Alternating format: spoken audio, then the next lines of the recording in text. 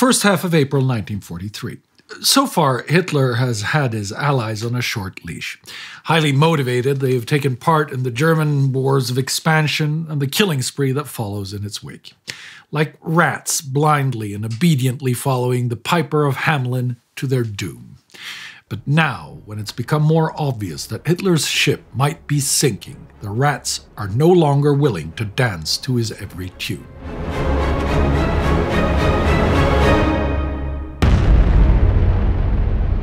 This is War Against Humanity, a series of World War II in real time. I'm Spartacus Olsson. In the second half of March, Hitler escaped assassination again. But the plotters in the higher levels of German society did not give up. The Germans uncovered the Soviet massacre Katyn, and the Soviets found evidence of the mass murder by starvation of Red Army POW by the Germans. Greek partisans continued to liberate pockets of Greek territory, while the Holocaust deportations began elsewhere in the country. Across Europe, resistance was on the rise, both passive and active. The Bulgarian parliament refused to deport Bulgarian Jews to the Nazi camps. Now, on the 3rd of April, King Boris III tells the Germans himself. An official German statement reports that Adolf Hitler and King Boris had a long and cordial talk, characterized by the spirit of traditional friendship. Be that as it may, Boris simply defies German demands to hand over the Bulgarian Jews. He's channeling a popular sentiment in Bulgaria that is increasingly wary of German meddling with Bulgarian affairs, not a national friendship with the Jewish countrymen. In the coming months, Jews will be expelled from big cities to the countryside, where they are indeed nearly impossible to deport, but also suffer from local anti-Semitism and abject poverty. Furthermore, the Bulgarians have no problem handing over foreign Jews and Jews from annexed territories like Thrace who have already been taken to Treblinka and murdered. But Bulgaria is not the only German ally turning against its policies. Shortly after talking to King Boris, Hitler meets with Romanian Marshal Ion Antonescu. He too refuses to surrender the few remaining Romanian Jews to the Germans. Again, it's not because the Romanians care so much for their Jewish neighbors. Numerous mass murderous pogroms have made that very clear. Hitler is growing increasingly furious because of this brazen rejection of his authority. It's complete when on April 17, Hitler and German Foreign Minister Joachim von Ribbentrop meet with Hungarian Head of State Admiral Miklós Horthy. Like his colleagues, he's taken aback with the Axis defeat at Stalingrad. The Hungarians lost half of the 200,000 men of its Second Army near the city. Horthy's government wants to steer clear of further German debacles, so he too refuses to hand over the 800,000 Hungarian Jews. In part, this is a simple case of rats leaving the sinking ship. Unlike the Nazis, although they have been the ready helpers in atrocities to various degree, and the majority of the non-Jews are anti-Semitic, the three countries are not ruled by ideologies based primarily on anti-Semitism. With that in mind, in case of a United Nations victory, will they want to share responsibility for ethnic genocide? Some officials now even cautiously inquire with the UN allies if it's possible to still switch sides. Hitler knows this and can't hide his anger. In a meeting with his Gauleiter in May, he will shout at them that small states should be liquidated as fast as possible.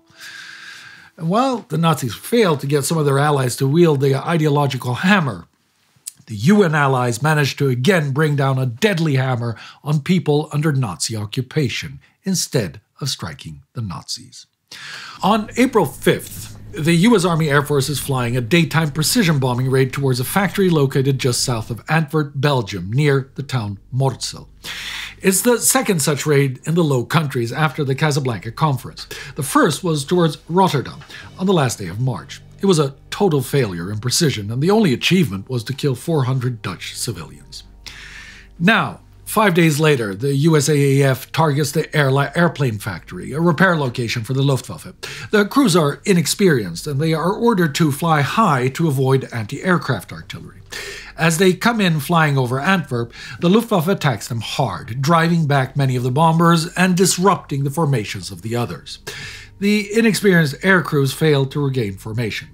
From such a high altitude, flying out of formation, it is virtually impossible to only hit even the general area around the target. The planes that get through drop 383 bombs. 4 hit the factory, 78 land within 600 meters, and 301 massive bombs rained down on the unsuspecting citizens of Morzel's residential district Ude-Good, far to the east from the factory. Ordinary people who, despite the war times, are enjoying a fairly normal sunny spring day. Children are at school, mothers with their infants in parks, people are at work, queuing for ration coupons, shopping, tending their gardens. The air raid sirens go off so late that they aren't even heard by many over the roar of the incoming planes and the ensuing explosions. In an instant carnage of fire and smoke, their lives are disrupted, forever changed, ended, as their little township is turned into a heap of rubble. 3,424 houses are destroyed or very badly damaged. Among them, 4 schools. Almost all of Ude-Good is gone. I heard the screams of dying school children. I heard the grief-stricken cries of desperate mothers and fathers searching in the ruins for their beloved children. I saw fires, heaps of ruins, and people wringing their hands. 926 are killed, out of them 222 in the factory and 209 school children. 1,342 are injured, 587 seriously, and almost all of Ude-Gud's survivors are now homeless. The factory, on the other hand, albeit now very badly damaged, will be operational again by mid-May. In the aftermath, the British Air Ministry asks Ira Eaker at the head of the USAAF 8th Air Force and Arthur Harris, leading RAF Bomber Command, to refrain from using novice crews over metropolitan areas and demand that bombing in occupied territory be suspended until restrictions can be put in place. Eaker, Harris, and the leadership in Washington protest vocally, but finally it's agreed to restrict down to only 20 permissible targets in total, most in France, but 5 in Belgium and 1 in the Netherlands. Eaker refuses the demand to not use novices on account that he has nothing much else. But for now, it seems that at least civilians in parts of the Western occupied territory will be spared the worst. Which does not apply to Germany, where both deliberate and collateral bombing of civilian targets will continue unabated. The conflict within Allied command and between the two allies about the bombing campaign is far from over, though. And now they get another atrocity to get into each other's hair about. It's the murder of 25,700 Polish intellectuals and officers by the Soviet NKVD back in the spring of 1940. As we saw in March, mass graves counting 12,000 of the victims were discovered by the Germans in the Katyn forest. It's unclear when exactly the Nazi leadership learns of this, but by early April, Reichspropaganda Minister Joseph Goebbels is aware and writes in his diary. Polish mass graves have been found near Smolensk. The Bolsheviks simply shot down and shoveled into mass graves some 10,000 Polish prisoners, among them civilian captives, bishops, intellectuals, artists, etc.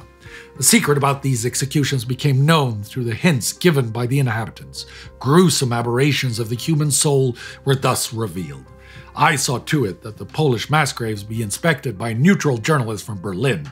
I also had Polish intellectuals taken there. They are to see for themselves what is in store for them should their wish that the Germans be defeated by the Bolsheviks actually be fulfilled. Goebbels, although being the pot calling the kettle black, will weaponize the massacre to drive a wedge between the Polish government in exile, the Western Allies, and the Soviet Union. As a part of this offensive, on April 13th, Radio Berlin announces the discovery of a ditch 28 meters long and 16 meters wide, in which the bodies of 3,000 Polish officers were piled up in 12 layers. On the 15th, the Soviets respond, claiming it to be former Polish prisoners of war who fell into the hands of the German fascist hangmen in the summer of 1941. On the 15th, Polish president in exile Edward Raczynski and General Sikorski meet privately with Churchill and tell him the Poles have proof the Soviets were responsible for the massacre. Raczynski reports that Churchill, without committing himself, showed by his manner that he had no doubt of it, saying, "The Bolsheviks can be very cruel." On the 17th, the Polish government in exile demands an independent Red Cross investigation. The Soviets refuse, saying that the Polish government is colluding with the Nazis and break off all relations with the exiled Polish government. The Allied government implicitly recognize Soviets' responsibility, but don't take any action. If anything, they blame the Poles for rupturing inter-Allied relations and thereby strengthening the Nazi propaganda machine. The United Nations alliance is facing internal strife inside France as well. La Résistance is not one movement. Various forms of resistance is organized under 5 major politically opposed resistance networks. What's at stake is who will have the most to say once France is liberated and the new French Republic is constituted. Operations are arguably separated into civilian resistance, labor resistance, and armed resistance. The major part of the latter, the Miki, is supposedly united into the Armée Secrète since last autumn, but the partisan divisions spill over into the Maki. These divisions are used by the Gestapo and SS to infiltrate and widen the cracks into the organizations. Many cells are broken up every week with arrests in the hundreds every month, which in turn enables them to crack even more cells. For the UN allies, it's become untenable. The Maki is both a fighting force and an umbrella for intelligence operations. The fighting forces are those at most risk of being captured. When they fall, they take with them the intelligence cells within them.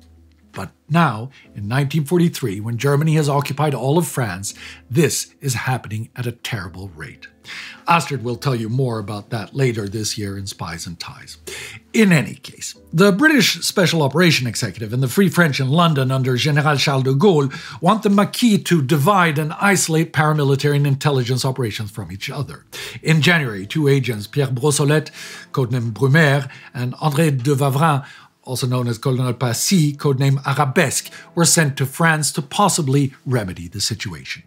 They need to deal both with all of the various resistance leaders and the coordinator of the French resistance, Jean Moulin, codenamed Rex, de Gaulle's envoy since early 1942. For the UN allies and Brumaire Arabesque, the most urgent area to get fixed is the northern zone, the planned location for an Allied invasion in 1944. For Rex and de Gaulle, a national solution for all of France is more urgent. In January, Rex finally at least got the 3 liberal and conservative networks to unite into the Mouvement Uni de la Résistance, MUR. But the left-wing Front National, despite the in 2022 confusing name, they are the Communists, and Action Socialiste resist incorporation. To make a long and labyrinthian story short, Rex and de Gaulle get tricked out. While Rex is back in London, a united council only for the North is created. It convenes for the first time now on April 3rd. Rex, Jean Moulin, is present and does like he is playing along, but in reality he is already plotting for a national council to take over. So the divisions remain and politicking continues, giving the Nazis ever more open surface to attack. For Moulin, a notorious risk-taker, this may very well soon have personal consequences.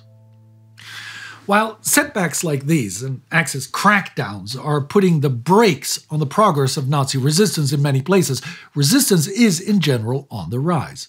In Warsaw, the Jewish resistance continues to hold the ghetto, stopping the Nazis from deporting the 50 to 70,000 Jews who are still alive there. But it's a shaky life raft that they have seized onto. The small armed revolt back in January caused Nazi blood to boil. Organized Jewish resistance goes against everything the propaganda told to German and Polish citizens, that Jews are passive, weak, and inferior. On February 16th, Himmler decides to raise the ghetto. The entire neighborhood should be taken down and turned into a park. The plan is to attack the ghetto on April 19th. The Jews know it is coming and that they are doomed, but remain steadfast. They know that both fighting and giving up is equal to death, and they're determined to at least make an example of themselves and take as many Nazis with them as they can. So all that the Warsaw Jews can do now is to prepare. The Jewish Combat Organization receives another shipment of arms from the Polish Home Army, trains as many people as possible, sets up bunkers and fortified positions in cellars.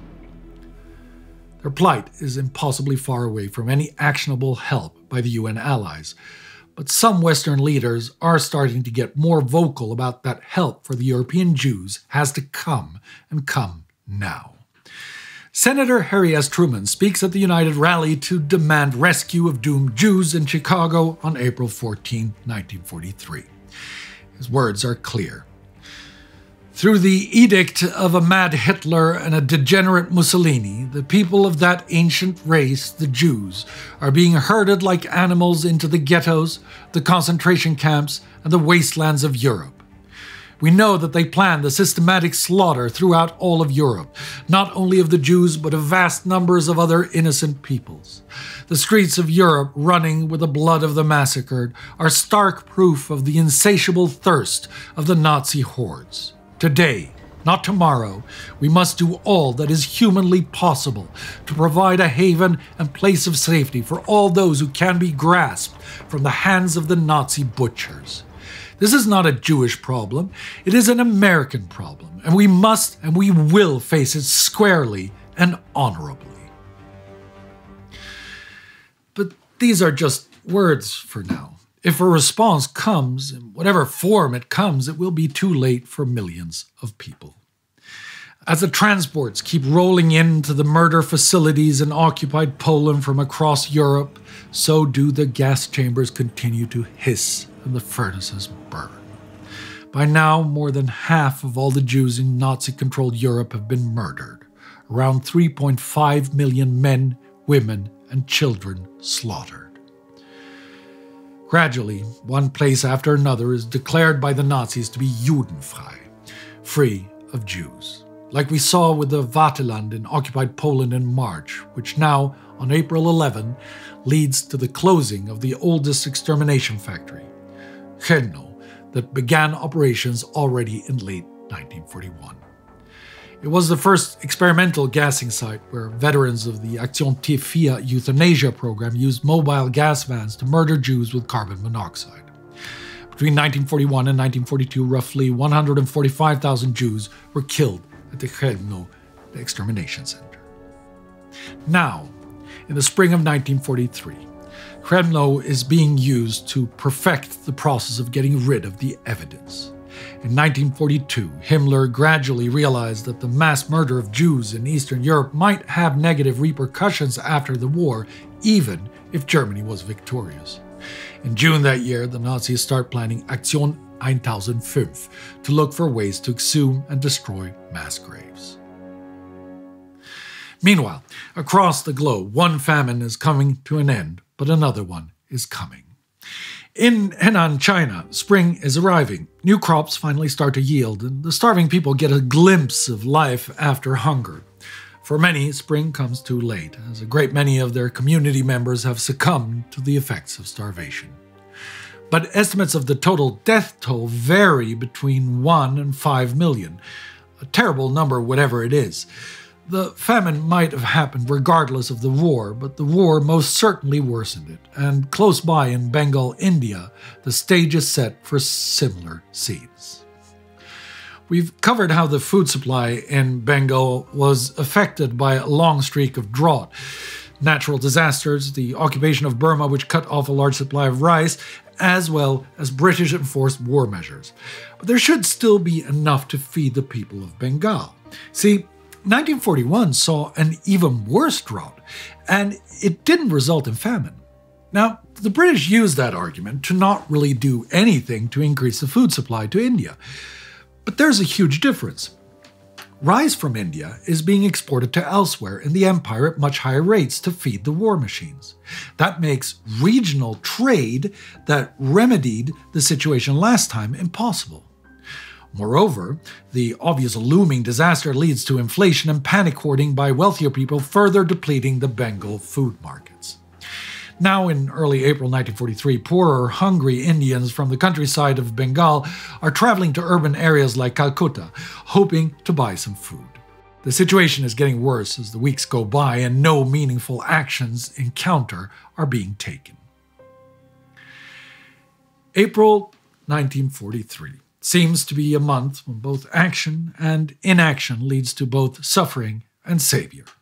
It seems as if the world is gradually realizing that it has lost its way, and that the way out of the darkness is not obvious at all. It's like a huge machine powered by pure evil, running at full steam, suddenly changing gears without any oil to lubricate, and humanity is caught between the cogwheels. It was the will of many people to go on this journey.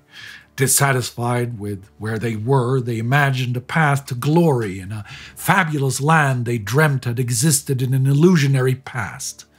And when someone came along and promised to take them there, it mattered little that it required them to drive blindly at full speed into the rest of humanity. But there is no such land, and taking the path of death and suffering is a road to nowhere. That is where fantasies of ethnic destiny, superiority, and exceptionalism lead into a vast, painful emptiness from where no one returns unscathed. Never forget.